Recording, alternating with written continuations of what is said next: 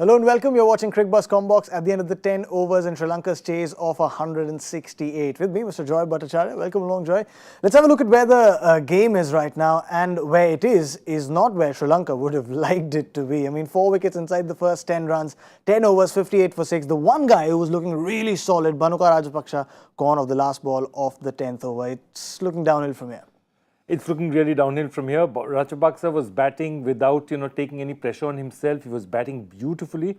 And I think it was because he knew that, it was a desperate situation. Yeah. Unfortunately, he just picked the wrong ball. And just from 24 from 5, that recovery was working beautifully.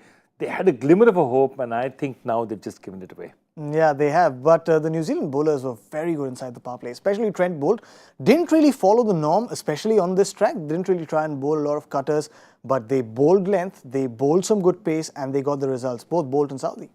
Absolutely. There's something that they talk about in dressing rooms around the world, especially in T20 matches, called test match length. Yeah. And test match length means just keeping it to the length and just moving enough to take an edge. Not so much that you beat the batsman, but enough to take an edge. And I think Boult did that beautifully today. I mean, none of his balls sunk. You've seen Boult swing the ball prodigiously, but not today. Today, he got wickets of straighter deliveries. He just bowled the right lengths, and he just picked his situation very well. And I think that's what the great thing about Boult and Southee are. They're experienced enough to know what they need to do under these conditions. And that's what's making the difference out here. This New Zealand attack with the spinners, with Ishsot, he's gone for a bit today, but he's a good bowler.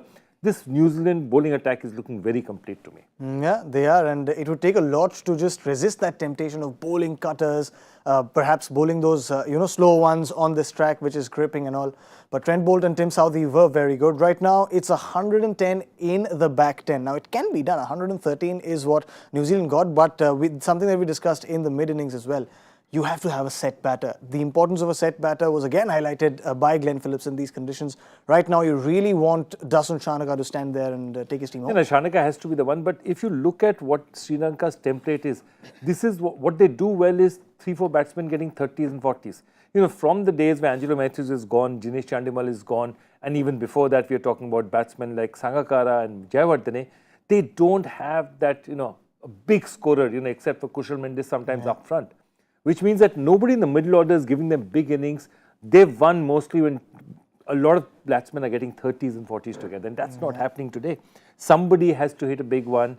And now that Rajapaksa is out, I don't know who's going to be that man. Yeah, it's looking very downhill from here for Team Sri Lanka. For New Zealand, perhaps another boost, a shot to that already boosted net run rate. Of course, whatever happens in the game, we'll come back at the end of it and discuss it all on Cricbuzz Live. That's all on Cricbuzz Comm Box. Thank you, Joy, for joining in. Thank you to all of you as well. We'll see you on Cricbuzz Live.